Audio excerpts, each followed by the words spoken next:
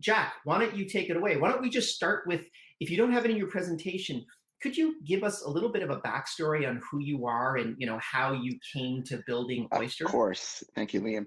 So I'm Jack Mardack. I'm the co-founder of Oyster. Oyster is the purpose-built global HR platform for distributed companies. We make it easy to take care of a number of important jobs to be done around your distributed team, like hiring and paying people, whether they're a contractor or an FTE, as well as giving them great local benefits around the world. So that is our purpose. We are inspired by a vision of the world where, as I put it to you the other day, there is no talent wasted. What's really exciting for us is that this is a business model that is so brilliantly well aligned with the social impact, where, as you know, the typical approach for doing good in the world is you have your core business model, which say may not always suffer close moral scrutiny, and then doing good, philanthropy is sort of an adjunct. What was really exciting here is that the business model and social impact are actually one machine where if we do what we say, which is to lower the bar of access so that companies of all sizes can access talented people no matter where they are, then we see that impact one job at a time, one life at a time, one community at a time. Our ambition over the next few years is to have a million people on the Oyster platform, and that fully half of those should be in the developing world, so that at that scale we'll be able to signal millions of dollars in salary flowing to parts of the world where for a long time extremely talented people have lived, but without access to great jobs. And so it's our purpose to bring about that end. And our approach is to make a software platform that makes it easy for companies to do that. And so Wow, totally yeah, aligned with what yeah, we're doing, obviously. which is great. And so my backstory is I'm originally a New Yorker. I came out to the Bay Area to take part in the extraordinary company creation and idea creation frenzy that was happening at the turn of the millennium. I've been very lucky to work at some really iconic companies and have had a hand in a couple of great outcomes like Eventbrite and Nexmo, which is where I met Tony James, my co-founder, CEO of Oyster. And he and I started working on this before the pandemic in the middle of 2019, where, as I said, we were inspired by what was yet an unsolved business problem, and that it was still for most companies complicated, cringy, challenging to do what was easy to say, which is, hey, we met this great person. They happen to live in Bulgaria. Why can't we just hire them?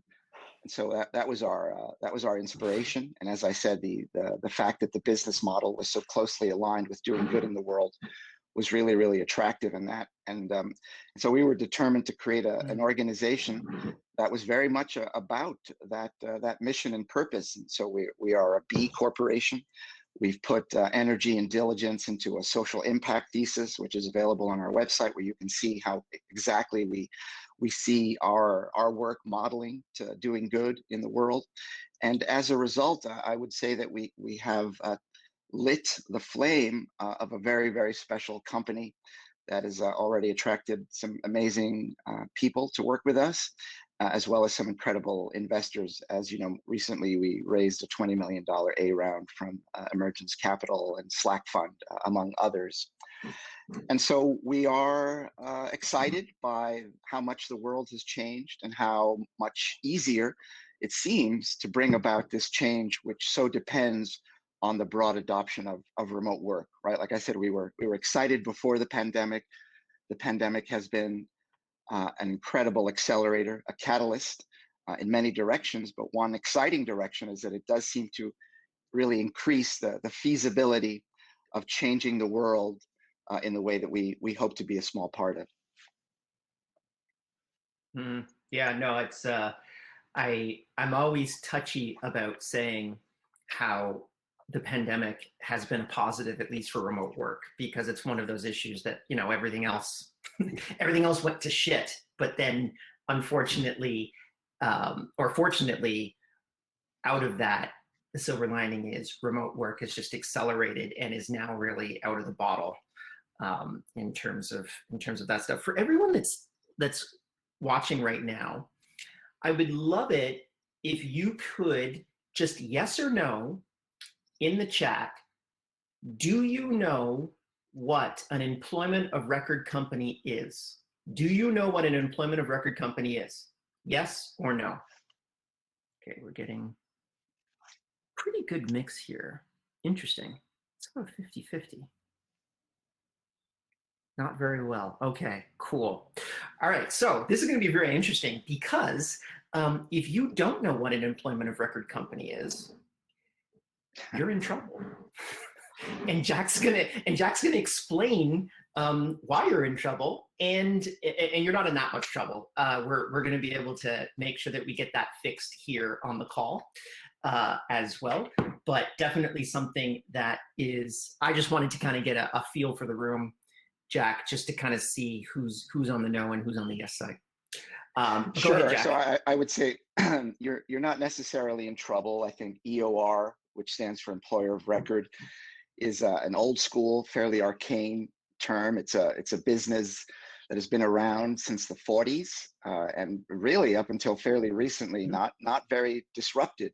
And the essence of that business is that, as you know, if you're a company and you want to hire someone in another country, the invested approach, the full-on approach to that is to create your own subsidiary.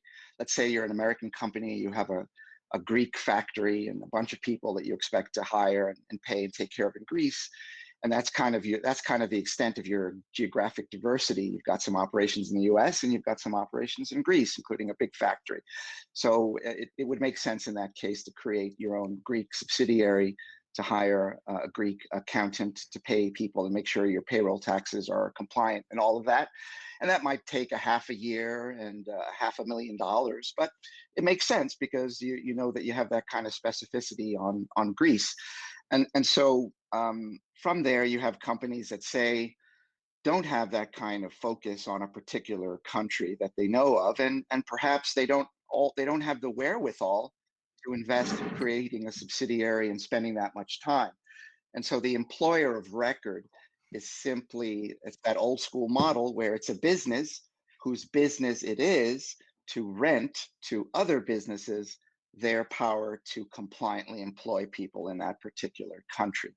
And so that is fundamentally, it's a contractual legal model where you have one entity as the employer of record and the end hiring company as the beneficiary of that hire.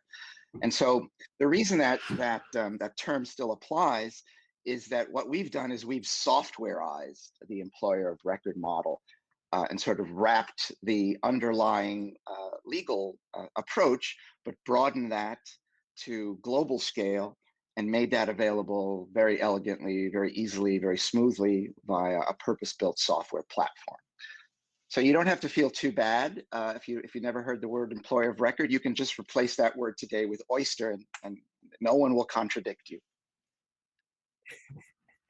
Certainly not I. Good grab, Jack. All right, why don't we get into it? Let's see if this sharing screen thing will be cooperative.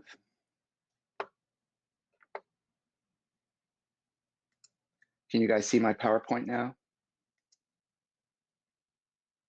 Hopefully everyone can see the screen. Yes.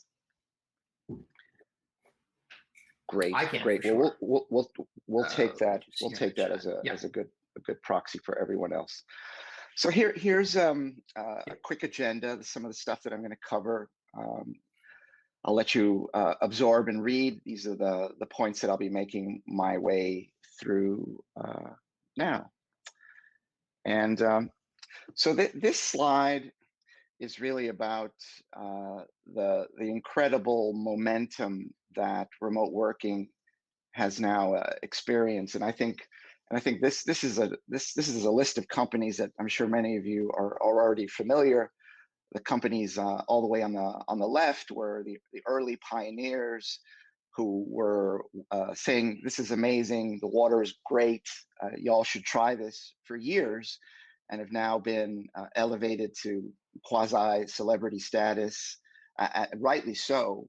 I think folks that were trying to hallmark the benefits of remote working, for 5 years or longer, they deserve the recognition. And so those are companies that were important for their signaling value, really. Certainly to us, the rhetoric that was coming out of like in GitLab and Automatic and the really vocal proponents of remote working, we were all in on that. And so Oyster was going to be a fully distributed company, no matter what.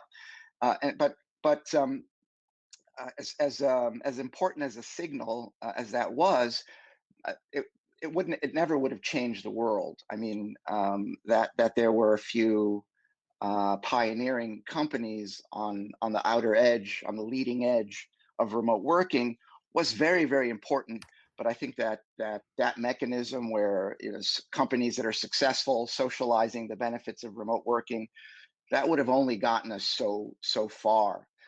And so what we see over on the far right of the screen is not just large companies that have significant brand and significant signal value, but now we have significant organizations with footprints in major cities in terms of real estate. And so the momentum, it's interesting, right? And so let's say you have purist 100% remote on the left, and then post the pandemic, you have a lot of companies that are now embracing a hybrid approach on balance, even as some of them are entirely distributed and some of them preserve significant amounts of their real estate. The impact of that is economic, very directly. I heard from a contact in the real estate field that there are right now something like 400 floors of office space that are sitting empty in San Francisco, some 8.1 million square feet. And as I'll get into on the yin and yang of remote working, the pluses and minuses for organizations, it'll become clear that the opportunity to rethink their commitment to real estate will be a significant driver of the adoption of remote working, simply because big companies in significant number, accounting for tens of thousands of jobs, have made the commitment to occupy offices less. And so that is really what is now pushing the world in this new direction. It's also useful to, this is some information that I pulled from a number of recent analyst reports. And so that this puts you now into the mind of the C-level at some of these big companies. And these are the key things that are sort of really driving these decisions. And so first is that there will be more remote working, as 48% of employees, according to these executives, will remain in a distributed or in a partially distributed way. I'll get into a little bit about why the sort of the sentimental driver of that in a minute. But the bottom line is that people want this. Remote workers want this. Another factor that not a lot of folks have sort of shined a light on in relation here is that the makeup of the workforce has been changing. The middle, if you will, relatively well-paying middle full-time jobs are being eroded, and we have a lot of job increase at the lower level, including a contingent workforce, and increasing jobs at the highest level. So we're seeing this kind of gutting out of what has been sort of traditionally the middle of the employment continuum, replaced with a lot of contingent workers. And that obviously has implications for how you think about office space and generally the investment that you make in your employees. To balance that nicely, I think, is that we also see an expression of a commitment to more employer responsibility, which means that employers have finally realized that people are their number one asset, and that taking care of them transcends a ping pong table and a full jar of gummy bears in the kitchen. And so the pandemic, again, in this wonderfully catalytic way, has driven a new perspective around how companies think they should take care of their people, where it extends beyond the things that we thought of as benefits historically, and will be an expanded set of things to include financial, physical, mental well-being things. And last but not least, and this is one of our key inspirations at Oyster as well, is that the skills gap keeps growing. That means that more and more companies, 87% in this poll from McKinsey that just came out over the weekend, said that they have now or will have within the next 3 years a skills gap.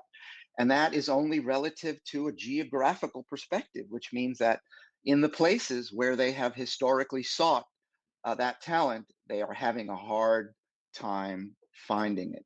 And so that is a significant driver of this idea that companies need to expand their talent acquisition horizons. So here's that yin yang, that yes no dynamic that is happening inside organizations.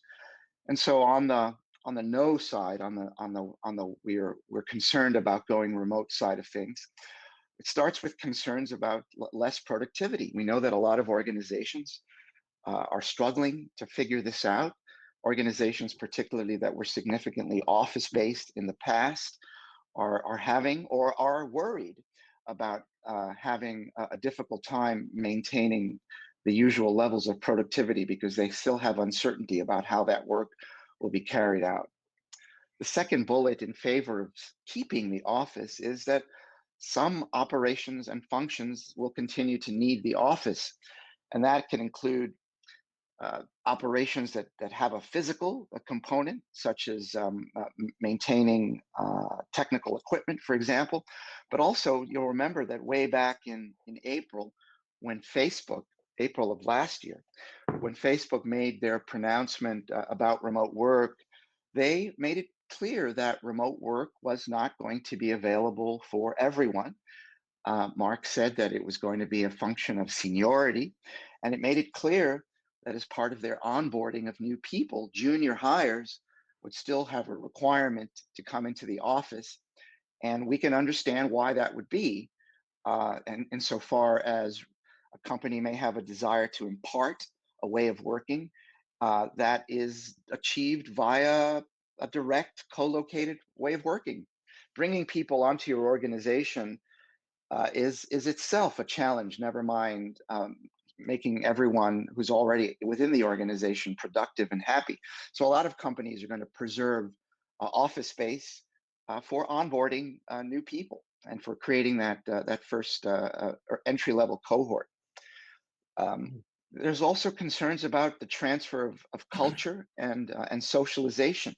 As human beings, of course, we continue to pine for social contact. One of the key complaints about remote work that I think we've really come to understand deeply now is that we've got to take care of ourselves, and so companies are concerned about not only corporate cohesion in the form of culture, but how to supply to their people those social enrichments that are so important, we know, as part of the work life.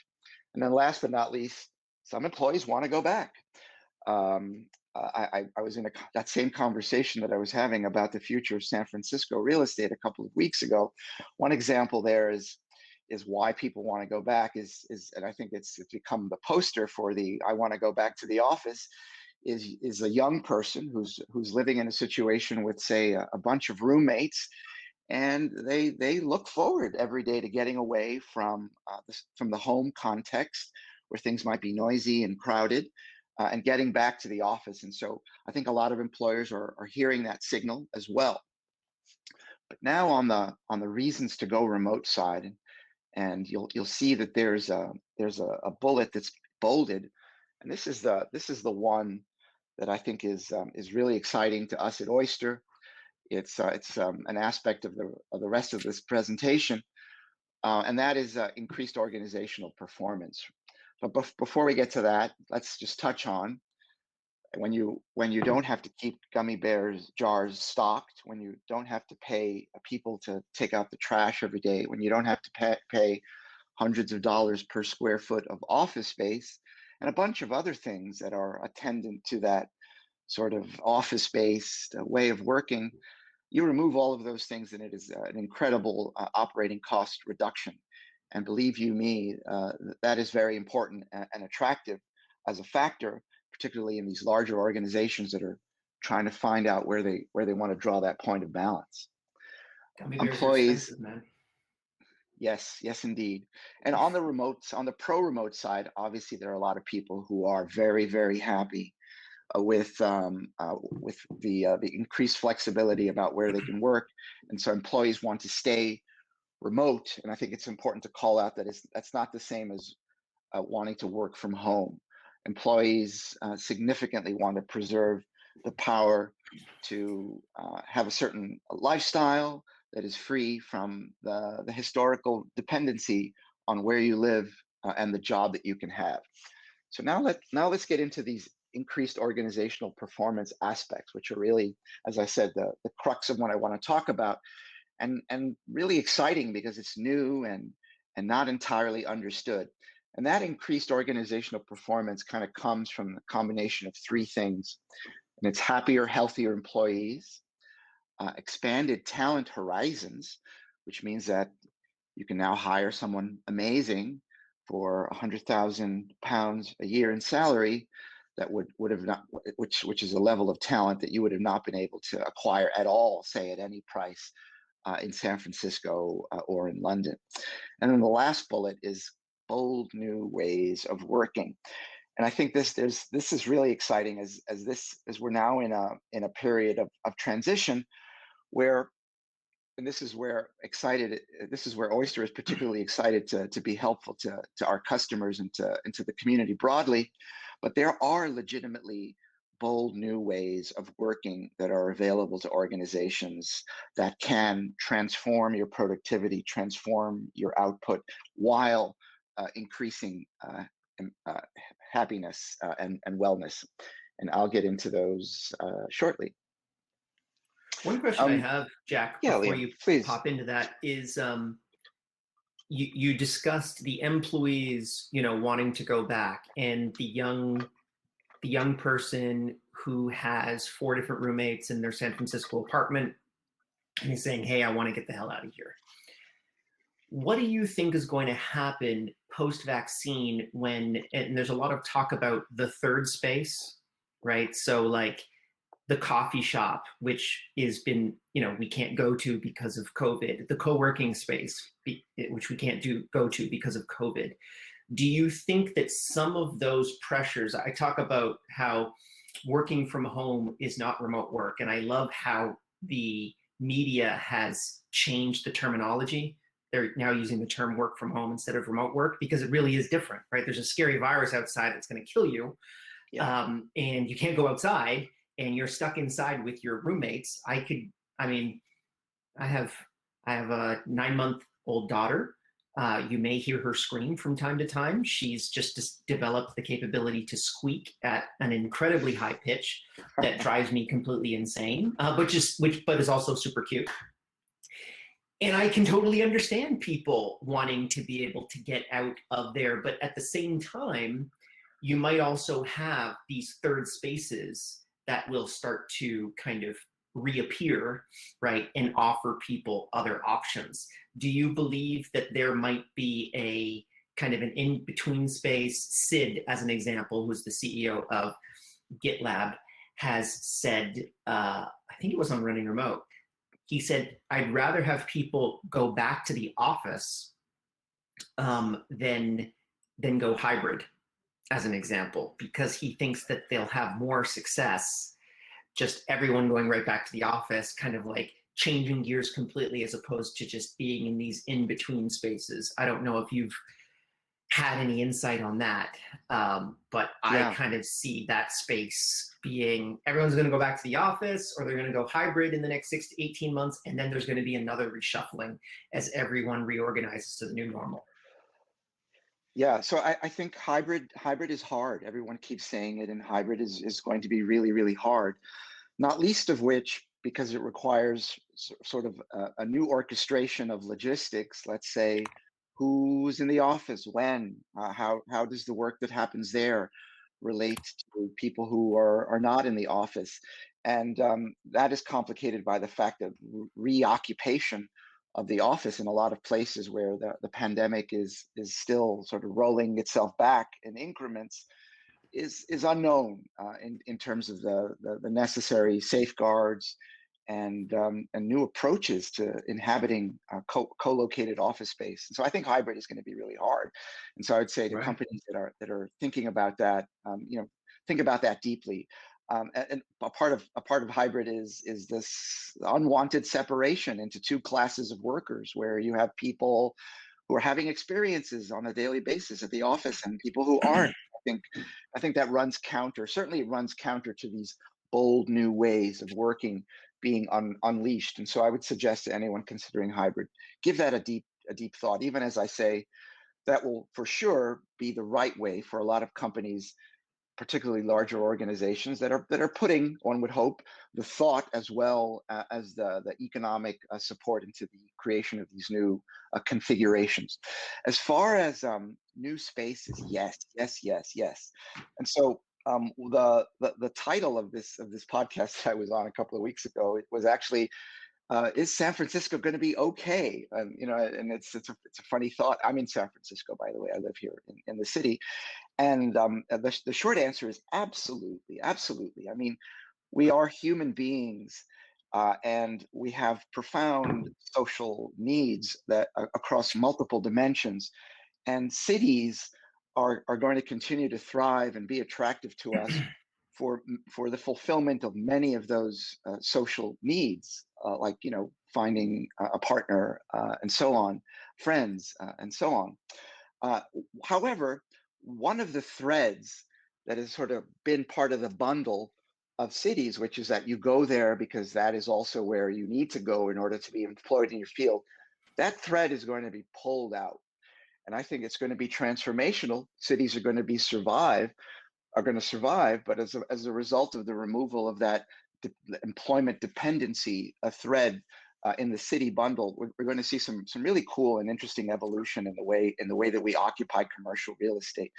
And so I think that those 400 floors will ultimately get significantly occupied. Do I think that they'll go back to all being cubicle based offices? No way, no way.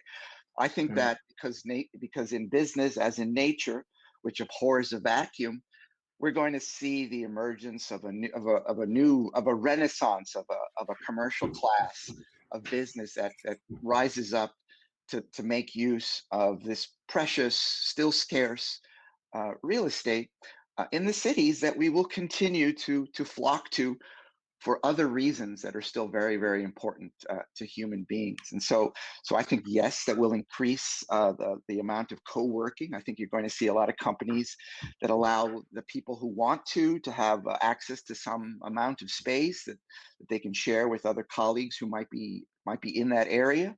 I also think that there's going to be interesting non-work related use of office space where, as part of their rhythm of being a team and being a company, organizations are going to preserve real estate for those purposes, and that's really exciting and interesting. So big yes there to your answer to your question, Leah.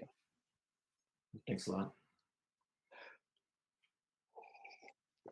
So now, in order to understand the superpowers that come out of these new ways of working, I think it's useful to situate what has happened recently on the longer trajectory of the evolution of knowledge work. So, what I've called here the distributed area, this distributed era, follows on from what we would all call the office era. And before the office era, you had the factory era. And before the factory era, you had the agricultural era. And so what is really exciting about the office era, and you might think of this as beginning as early as the 19th century, and really sort of rising to an apex, I would say, in 1960s NASA. And I'll explain what I mean by that. So the office era was when people first started to come together necessarily in common shared spaces to work on information problems, right? And the office era, the office as a venue was purpose built for that end, and we did amazing things as a civilization in the office, where we were able to spend time together, sometimes a lot of time, working with representations of information, pursuing information problems that have gradually increased in complexity in the ongoing decades. As I say, think of NASA as this kind of apex where you have some preliminary technology. I think we've all laughed at the technology level of NASA in the 60s compared to what we had today, but there was some early technology, very on-prem kind of stuff, to be sure. But this is where say the confluence of human ingenuity and what a bunch of smart people in a small space over many hundreds of hours could achieve. And I think sending people to the moon is a great representation of the potential and sort of the power of knowledge work. But then, say in the last 4 decades or so, particularly since the influence of software, knowledge work began to get significantly transformed, and you might say to get released. And a result of that was that knowledge work, as it became affected by software, as it became affected by the internet, as it became affected by the availability of broadband access around the world and mobile devices, was already significantly transformed, so much that it had begun to stretch against many of the constraints of the office era.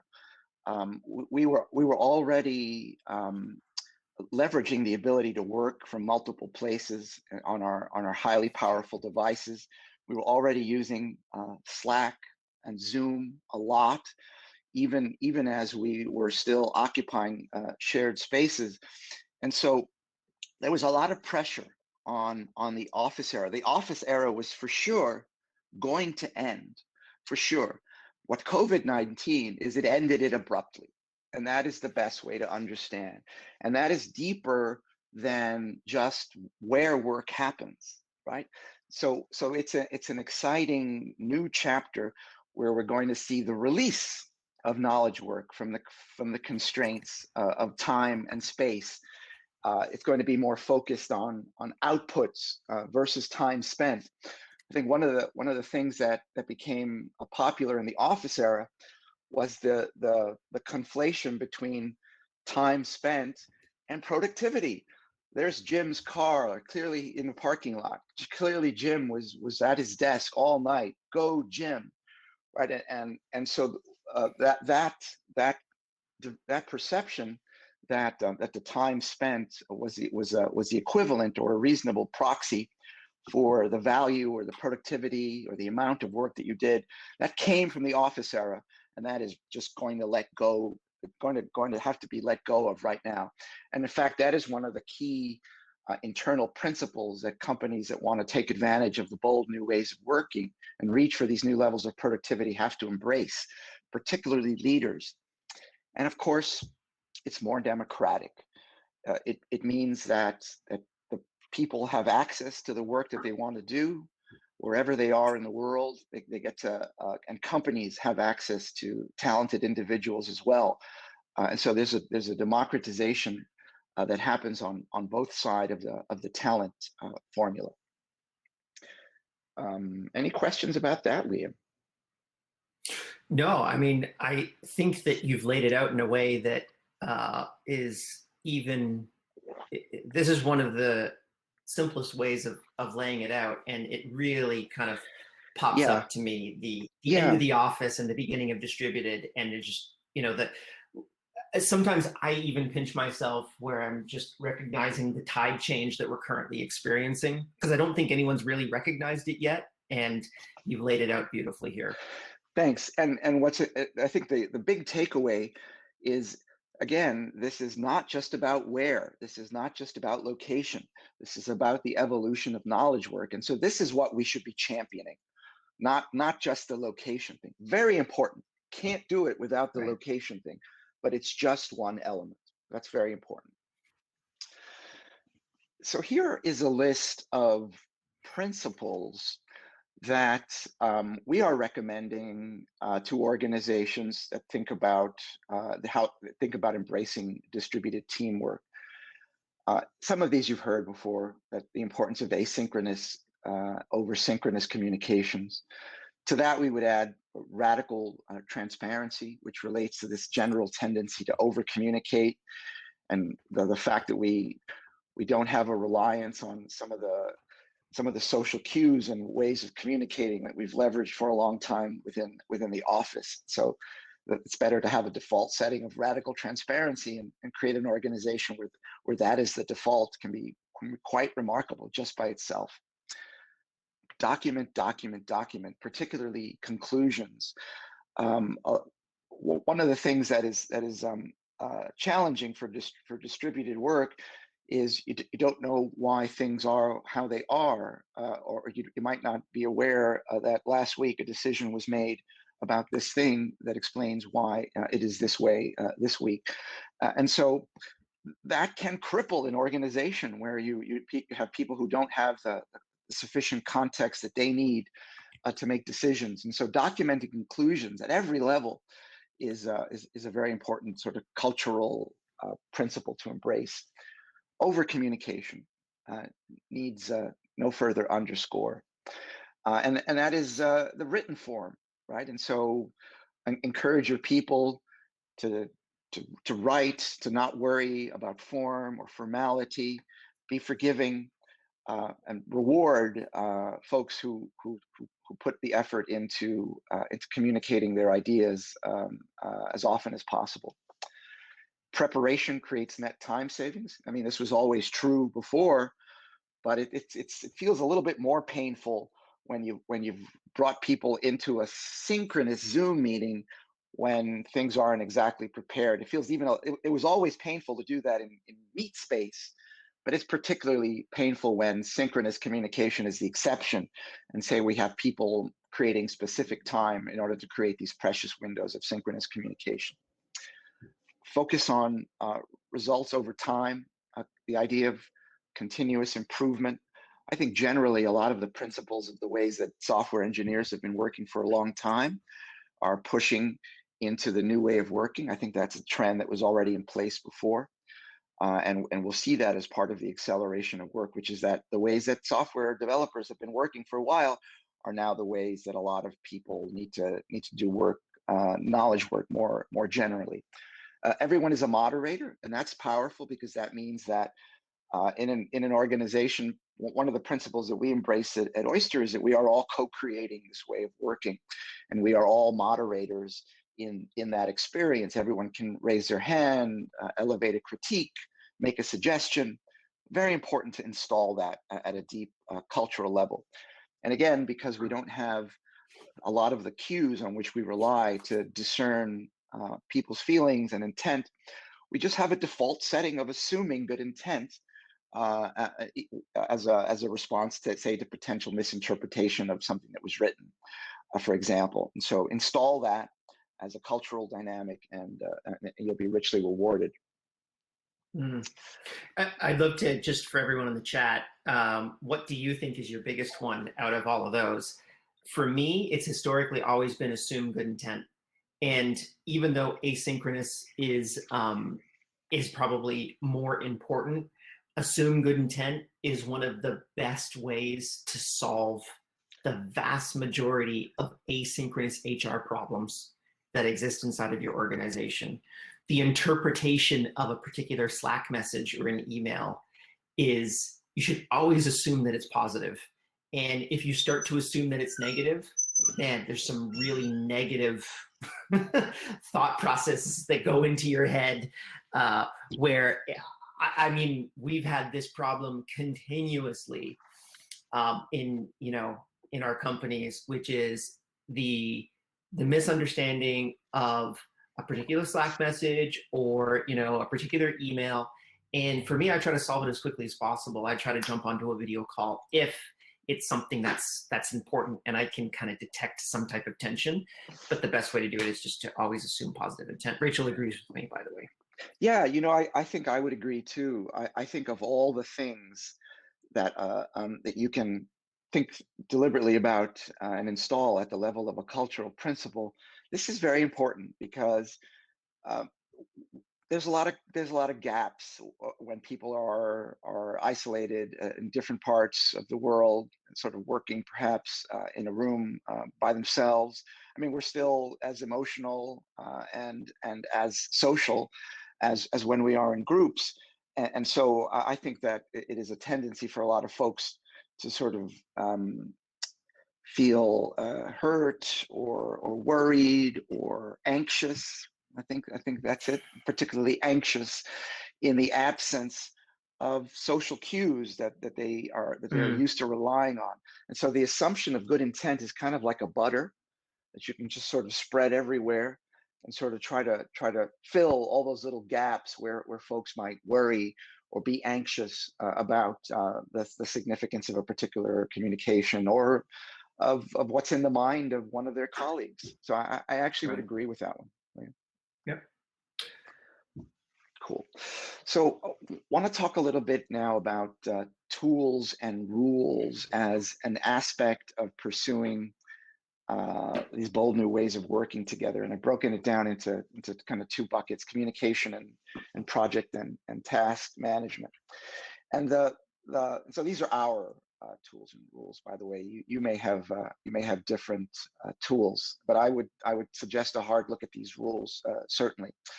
And so on the communications front, we've created this sort of really nice triumvirate of communications options that we use in different purposeful ways. And so on Slack, where asynchronous is our default, which that means that no matter what, no matter when, we never expect an instant answer to a Slack message. We are always sort of thinking and writing and preparing our asks of team members with this sort of expectation. We never say, are you there? Right? I mean, you might say that, but that would really need to be the very, very special exception. And so we're trying to create this sort of safe space for folks around the Slack hub where they are free to engage without feeling that, like, once you're in the pool, you're sort of drowning. Certainly in the morning, I'm careful about the first time I expose myself to Slack, but because I know that I'll be readily drawn into the rest of my day, at 100 miles an hour. But it certainly creates a lot of comfort and a lot of space to have this default asynchronous approach. I would say really, really try it. And then, of course, Slack is doing what Slack does so well, which is providing conversation between individuals and teams and any variety or combination of groupings. And it is also providing this kind of public space, this water cooler of conversation. We have, I wish I had the number, but I'm going to say 50% of our Slack channels are non-work related by design. Hmm. We have things like Oyster snaps where we share photographs, just sort of like in an Instagram kind of feed way. We have, several types of random channels. We have channels where we share music, channels where we share what we're eating, and so lots of places, lots of opportunities, so that you're characterizing not just so Slack is sort of a proxy for the company in a lot of ways, like during the day, and when you make that when you fill that space with a lot of non-work related areas, it brings some of that dynamic of the water cooler when you can get up and walk away from your desk, walk outside. And so those are behaviors that are hard to reproduce in a fully distributed way. And so we take advantage of Slack to create sort of lots of fun, casual, non-work related spaces for interaction. Very important. Mhm. And so I think I think we all use Zoom a lot, and I think as a matter of necessity. And our approach there is that while synchronous meetings are inevitable, in some cases we're trying to be really economical about them. We look at them critically, we replace them, we evolve them, we remove them, we question them, and so we're very active in our purposeful use of synchronous communications because it is so precious and it should really be the exception. And so when we do have Zoom calls, we're sort of very clear on its purpose. We use them sparingly and purposefully, and because in deference to an asynchronous way of working, we also record and archive them, so that anyone, whether that's someone who's on vacation for a particular meeting or a new joiner to the company, can go and listen and gather context from historical conversations that teams have had. And this is something, this last bullet's open attendance where possible, is when you think of a synchronous meeting as a kind of investment, you got, 8 people, perhaps thousands of dollars in salary represented among them in the time that they're spending. You want to treat that like an asset that you want to share across the organization. So we have this open attendance policy where folks are invited to participate if they're available and they're interested. Then why not expand the value of a synchronous meeting investment that you're already making by making it available to more people? And then Loom is the newer tool for a lot of us, and I must say I'm really loving it. And so Loom fills the gap between Slack and Zoom. It's I feel like it's faster and more efficient for me to communicate it uh, uh, via video, via speaking. Maybe there's a page I want to a document I want to share with you as part of that. Let me spit out 3 or 4 minutes of Loom, particularly if this is a teammate that is in another time zone. I can do that when it's opportune for me, send it to them in Slack, and rely that it's like, yeah, I was there in the beginning of their day, and we were able to have a conversation, which is really, really amazing. So we use Zoom, Slack, and Loom in a sort of coordinated way together. On project and task management, it's really these two primary platforms that we're using. Google Docs is for multi-purpose documentation, what I would call light and disposable stuff, as opposed to permanent documentation. We have a focus on the one pager, where we would say where that bullet that principal bullet suggests that we should be investing a lot in written communication. Google Docs is often the light, disposable, best way to serve the description of an idea or a proposal or an outline. And so we use Google Docs sort of continuously that way, in relation with some of the other tools, for example.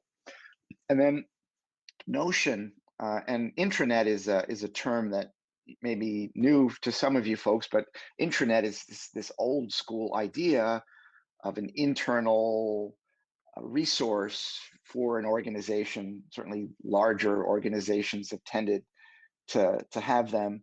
And if anyone is sort of a bit familiar with an intranet, say from as early back as like the 2000s, then you'd recall that this was not a very fun resource, not a very actively used resource.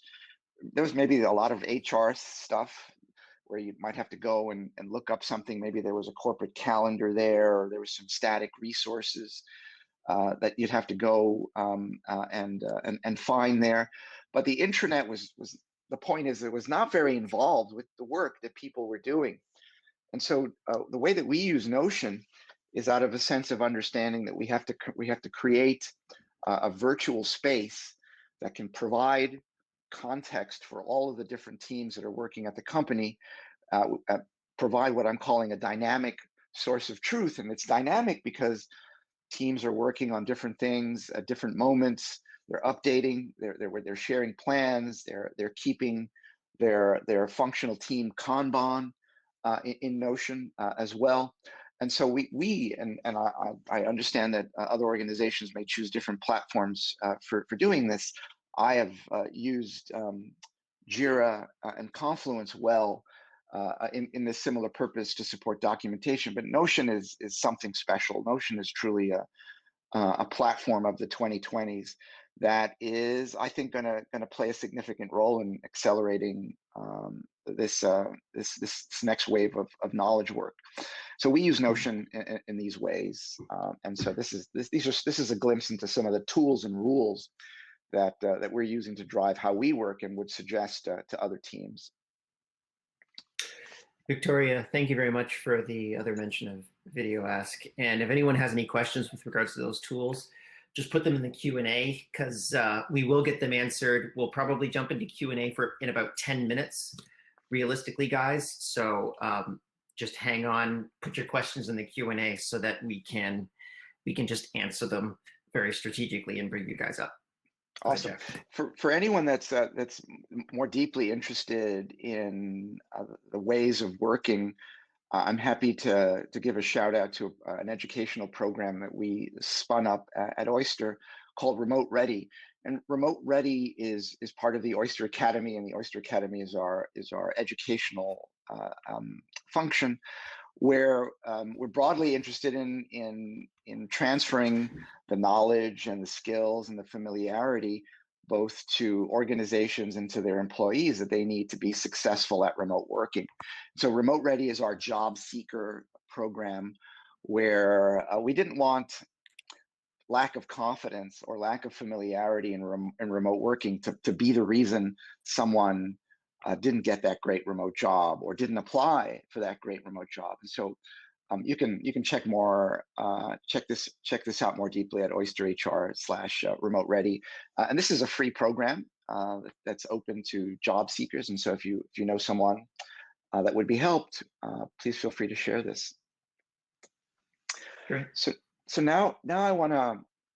So we spent a couple of minutes talking about the superpower that comes out of the way that you work, thinking holistically about the evolution of knowledge work and bringing some of these new principles to your organization can absolutely be transformational to your output and to your average level of employee wellness. And so just wanted to hammer in that point.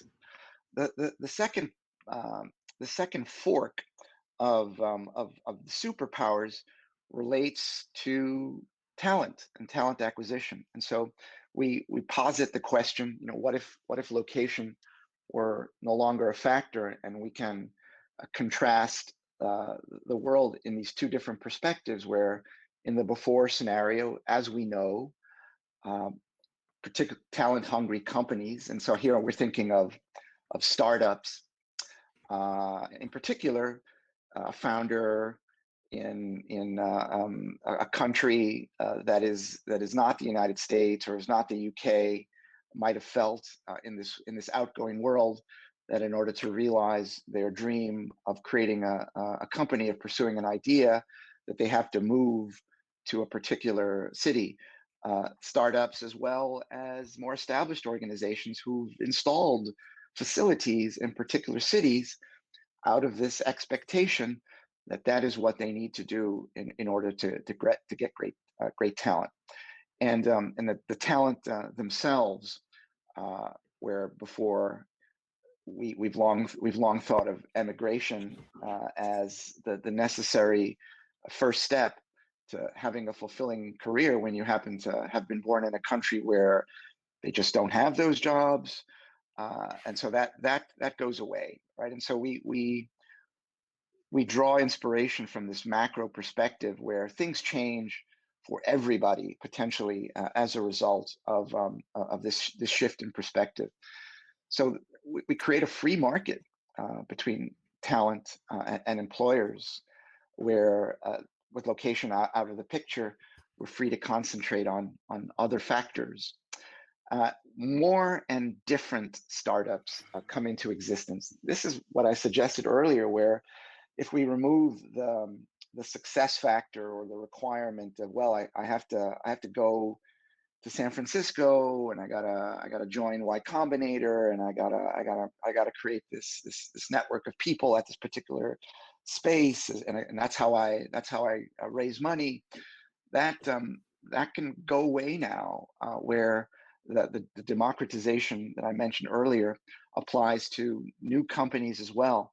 And it's exciting to think of all these little dots as like little flowers, and some of these little flowers might not have bloomed at all because that Mm. founder couldn't afford or couldn't make it right. And so, how exciting that more and different startups come into existence. I think that is really exciting, and I would really, if I were a founder, I would be very very inspired by that. And then this last bullet is interesting, and so disproportionate success accrues more easily to the best companies and people.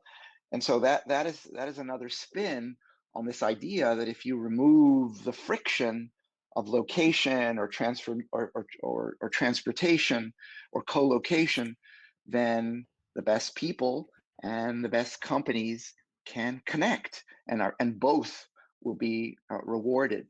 And so that is sort of the inspirational macro perspective of the removal of location as a dependent factor on success. And so, if if you're an organization that is leaning into being significantly distributed or fully distributed, there's a transformation of the people function, an adaptive evolution, if you will, that we're recommending and that we see a lot of our customers and the companies that we're talking to that are making these changes embrace. And it spans three different areas. So these are sort of things that now have to be developed, let's say, within the people function of a distributed company. And so global talent acquisition is important. And talent acquisition, you might say, was already ripe for disruption, already broken, already sort of not working in the old model, which is, okay, we have these jobs, we're going to put them on our website, we're going to put them on a couple of jobs boards, we're going to put them on LinkedIn, and we're going to wait, and we're going to see if people apply and if any of those people are good, right? And so that has been under pressure for transformation for a long time. And so now that companies want to stretch their talent acquisition ambitions to the globe, they absolutely have to let go of that model. And I think that the key takeaway here is that companies have to think of themselves now as an attractor. Employer marketing was something that was already becoming very important. I think it becomes so important now, and that should probably be something that has dedicated resources attached to it in an organizations of a certain size. And it relates to this idea that now we have to think of our open remote roles as a product that we have to distribute and sell. We have to Mm. get people. We have to attract people, ideally great people, to come and be interested in our work, and we have to do that by being transparent on our websites and really thinking differently about how we talk about how we work. So again, I think this was something that was already underway, but now in order to compete, in order to make it work, companies have to take this employer marketing and idea of attracting people to their roles in different ways than just by advertising their open jobs. That's going to be an exciting area for a lot of innovative and creative work, I think. And then the second area is what we're calling remote work ops, and this is the organization where you now have your head of remote. We have an awesome head of remote. His name is Reese Black, and the head of remote presides over an aspect of the people function that is responsible for figuring out how the organization works. All that tools and rules stuff should be driven by a perspective on optimizing the way that the organization works. This is not it doesn't happen by accident. It won't happen organically. How an organization works has to be purposefully designed. And so I think that that's kind of something that has been missing.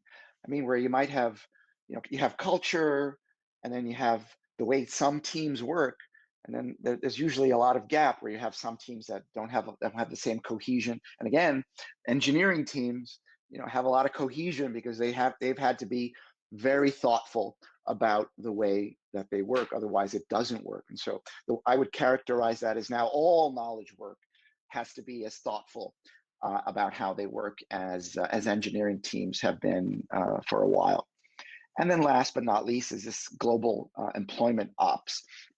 And this is this idea that if the first bullet is working and you're attracting people around the world in different countries, then that requires a new skill developed within the people function, which is a mastery of the global employment complexity. You need to not only make it work efficiently, but you need to be able to ensure an equal employment experience for your people everywhere.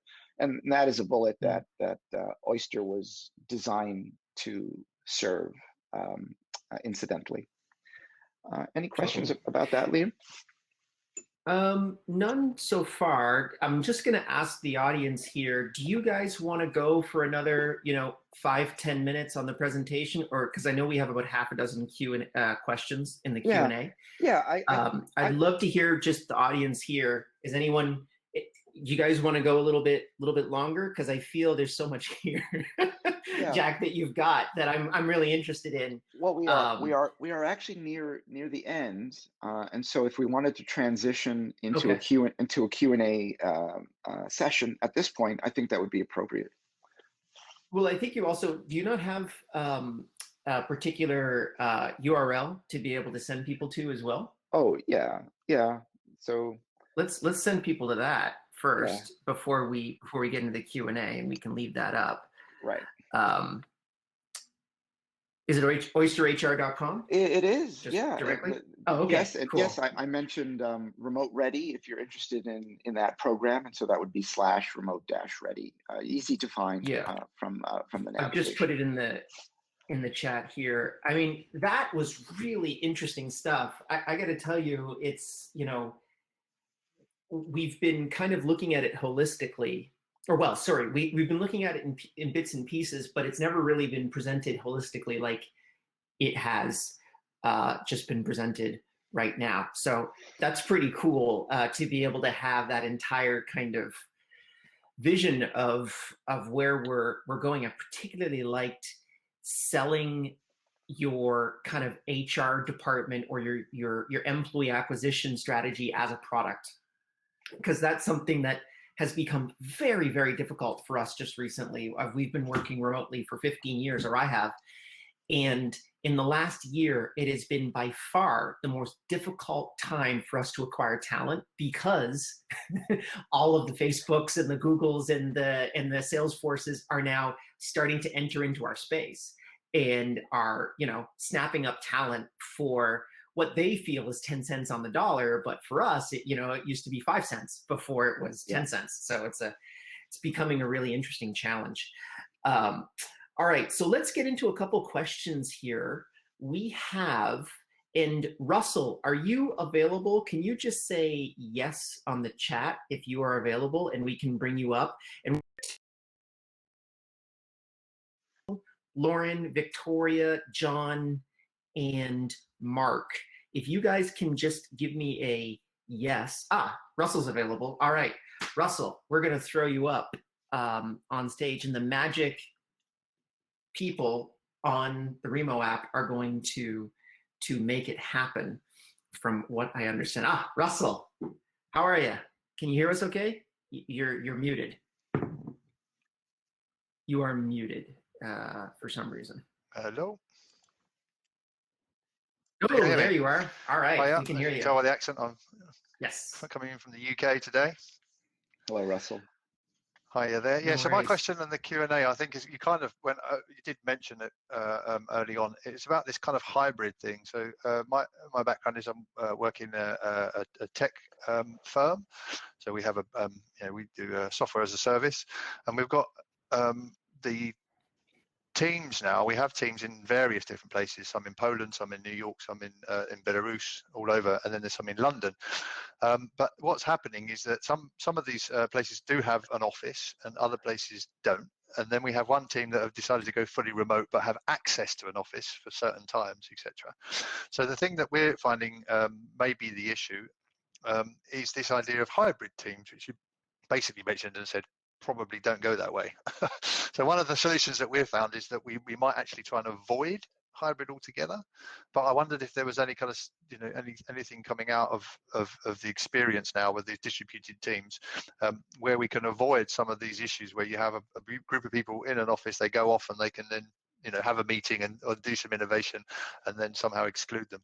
So for example, we've been using, I don't know if there's a platform called Discord that's actually used for gaming, but it's very easy to be available right on the top. And another thing in tech, I don't know how many of the people on the call are from tech backgrounds or not, is a thing called mob programming that we're looking at, where actually the strategy is that you all work together at the same time and are online. And maybe that's something, I don't know if that could be. So yeah, that's a long question, but it's really about hybrid and the difficulties with hybrid. Thank you, Russell. Yeah, I think what you described is, and congratulations on the open approach that you have to solving the problem. Not everyone sort of is as open and is operating rather on preconceptions. But the fundamental challenge with hybrid is that you have, well, you can't realize the working together superpower because you only have a part of the organization that is sort of clicked in to this new way of working, and that would result where you have one dynamic for people that are in the office and the way that they would inevitably, say, left to their own devices, work together and have meetings together and co-locate and collaborate, and the way that the distributed team would do that. And so so I would say it's a hard problem. Think about it thoughtfully, but one of the, just to leave you with sort of a basket of ideas, is there are clever mitigations to that fractionation of two different ways of working, mitigations that heal the difference between those two modes. An example that I like is, say, you still have Zoom meetings, let's say, and some of the Zoom meetings include people that are perhaps in a meeting room together, as well as some people that are all around the world. And so one rule, you might say, to go with a particular tool, in this case being Zoom, is that everyone talks into their screen and not into the room at each other. And I like that one because it is both, I think, individually effective and also very emblematic of the kind of ways that we need to think as we think about mitigating between those differences. And I think there are ways. And I, as I said, I would draw encouragement from the work that some other companies are doing to solve this hybrid approach. And I'd be very happy, Russell, to provide you with some information that I have that I think would be helpful if you'll email me. Yeah, that would be great. Thank you very much. Yeah, I'm Jack at Oyster. I'm Jack at oysterhr.com, and that is open to anyone who wants to respond or share an idea or ask a further question. Please don't hesitate. Harass Jack. By no means.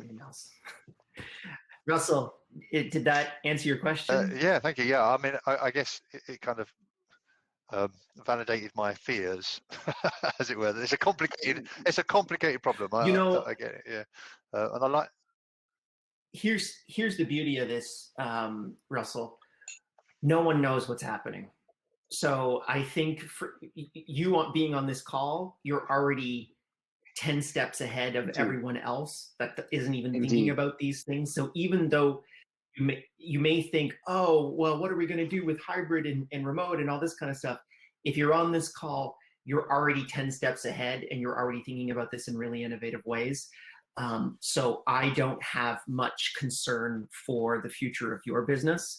I think it is the people that don't even think that this is a problem that needs to be analyzed. Those are the people that I'm really concerned about. I'm sure probably none of those people are on this call. Exactly. What you would not want to do is to go ahead and let some people go back to the office and they were free to work in the organic way that they'd always worked, and your allowance of remote working was really just that, which is just saying to a bunch of people that wanted to not have to go to the office, and you just said yes to that, but didn't go any further, didn't create a way of working that would be inclusive of all. So that's the missing piece, and I think you've taken the first step in that direction. Okay, thank you both.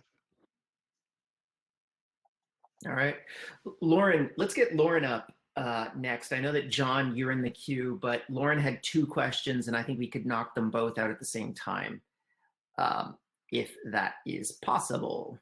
And she did say that she was available in the chat. Lauren Lewis. All right. Hi, thanks for having me. Hi, Lauren. Sorry, I have so many questions today, but it's been a great conversation, Jack and Liam. But yeah, the first one, I read an article in TechCrunch about this water cooler innovation concept, right? Like you see somebody in the hallway, you have an idea, it's a light bulb moment, it's innovative, you're whiteboarding. I mean, we have Miro and other technologies for that, but I'm wondering if you have thoughts on how to just kind of encourage that communication and innovative thinking, especially when we're in Zooms, our calendars are jam-packed, and there's not a whole lot of time for that creative brainstorming to take place. Yeah, great question. Thank you, Lauren. And I think the general recommendation is that you have to, and this is a little strange, but you have to schedule serendipity, or you have to consciously create for the possibility of serendipitous events. And so that means that if every day all you have are scheduled meetings with structured conversation, then where does the magic happen, right? Where does the unexpected happen? And there are tools and techniques that we apply to create that. And so we have the concept of a workroom where someone will say on Slack, hey, I'm available, I'm going to occupy this virtual space for a little while. If anyone is available, please feel free to come in and join me. And we find that opens the door to randomness and serendipity, and allows people who are inclined or who are feeling social, which are exactly the same kinds of cues that make you walk up from your desk at a certain time of day and kind of go linger at the water cooler or at the fridge, as the case may be. And so I think the general recommendation is work to integrate into your tooling and into your ways of working those mechanisms through which serendipitous chance encounters can still happen. For us, we have this simple approach where it's a virtual room. I'll share the name of the tool, which escapes me at the moment, that we use for that. But team members throughout the day will, and in full knowledge that it might be 4 a.m. for other team members, but are still sort of putting up that I'm live now, or I'm open now, or I'm available now, whether that is for casual conversation or for collaboration. And so that's how we do it, and that's how I would suggest you think about it more. But great question. And I guess the second one, very quickly, I'm a new parent. I have a 4-month-old at home, and I thought I'd be remote forever. Like I would love to work at home forever, except for, like Liam said, the screaming, the loud baby sound. So I guess I can appreciate why people would want to be back in the office. So I'm just wondering if you at Oyster have a way of supporting parents in this new shift in how we're working. Yes, and so our approach there is to be extremely supportive, and that includes not just expansive amount of leave time for new parents who want to go and fully embed in say the first several months of their child's life, but culturally a greater acceptance and tolerance and even celebration of the occasional intervention of domestic life into the work life. I think the poster child for that is that BBC journalist whose babysitter and child, now famously walked into the room while he was on the air. And so I think that we're very happy to have a culture where we view the totality of the person as being a member of the Oyster team, inclusive of their family, inclusive of the occasional demands that their environment may make on them for that reason. You bet. All right, next we're going to actually have Mark come on up. I know I'm kind of jumping around from place to place, but we're just trying to queue people up as quickly as possible. So Mark actually has a question about how Oyster differentiates from other EOR solutions. Mark, how about you Can you take hear it me away? okay? Yes. Oh, Yes. yeah. Can hear you just great. The cat in the background is amazing. So I'm in the secondary office because my wife is on another meeting in our main office. So children not here, but cats are. Great. Anyway, first of all, Liam, I want to say +1 to your comments on hybrid, because it's not a solution. It's a whole other set of problems that people are not aware of yet. But to my question, in the interest of time, so I've worked remote for many years, and 10+ years ago, TriNet was the solution being proposed. So I'm just curious, and I think you might have been getting to this in some of your later slides. How does Oyster HR take it to the next level from a TriNet? Yeah, and so thanks for the question. The best way to think about what makes Oyster different is we are an original software solution, not to the problem of how to hire and pay someone, which I think is sort of the inspiration, the ambition of a lot of the tools that are out there and that have been out there for a while. The outcome that we're interested in facilitating for our customers is to be a successful distributed company, right? And so that includes a totality of services and value elements that goes beyond can I hire someone in this country? Can I pay someone in this country?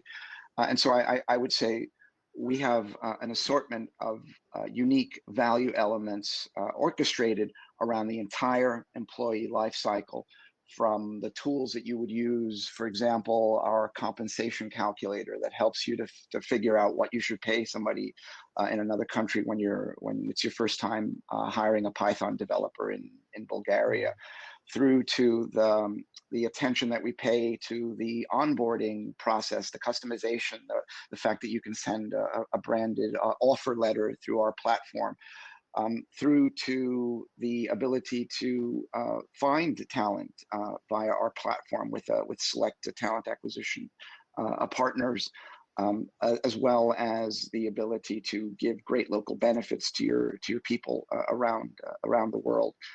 And so I would say that like a lot of the things that have been around before, we cover those core jobs to be done, and in a very softwareized, elegant, fast, smooth, remarkable way, where the old EOR or TriNet approach would have been weeks and complicated, a largely documentary experience, where we've brought all of that into software and abstracted away all of the back end stuff and really put a focus on the employment experience. And so Oyster is a platform that helps growing companies to be great at being distributed. And that includes things like tapping our resources, like the educational program, which helps them upskill their new hires on the modalities of remote working, to knowledge on how to pay compliantly in different countries around the world from access to our knowledge base.